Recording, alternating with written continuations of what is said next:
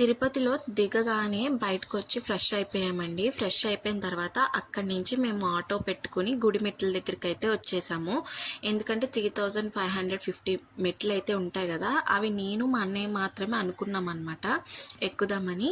ఇద్దరం కూడా ఇంకా డైరెక్ట్‌గా ఇక్కడికొచ్చేసాం. మిగిలిన వాళ్ళు రూమ్‌కి వెళ్ళిపోయారనమాట. స్టెప్స్ ఎక్కడం కంప్లీట్ చేసేసుకొని డైరెక్ట్‌గా రూమ్‌కైతే వెళ్ళిపోయామండి. డైరెక్ట్‌గా రూమ్‌కెళ్ళిపోయి అక్కడ ఫ్రెష్ అయిపోయి గుడికైతే వచ్చేసాము.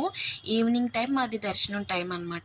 6:30 ఆ టైంకి చూడండి 5:30కి ముందు నుంచి ఎంతమంది జనం ఉన్నారో. మేము ఇక్కడ అందరం వెయిట్ చేస్తున్నాం కదా, కానీ అక్కడ ఏం జరిగింది అంటే వేరే రూట్ నుంచి పంపడం జరిగింది.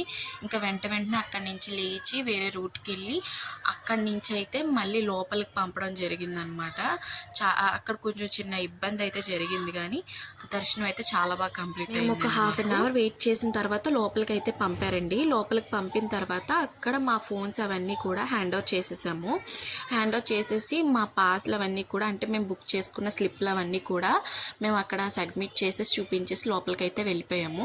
లోపలికి వెళ్ళిన తర్వాత ఒక 2-3 అవర్స్ వెయిట్ చేసాము. ఎగ్జాక్ట్ 3 అవర్స్ వెయిట్ చేసిన తర్వాత మాకు కంప్లీట్గా 4 అవర్స్లో అయితే దర్శనం కంప్లీట్ అయిపోయింది. 5 మెంబర్స్ వెళ్ళాము. 5 మెంబర్స్ కూడా దేవుడిని అయితే చాలా బాగా దర్శించుకుని బయటకైతే వచ్చేసాము.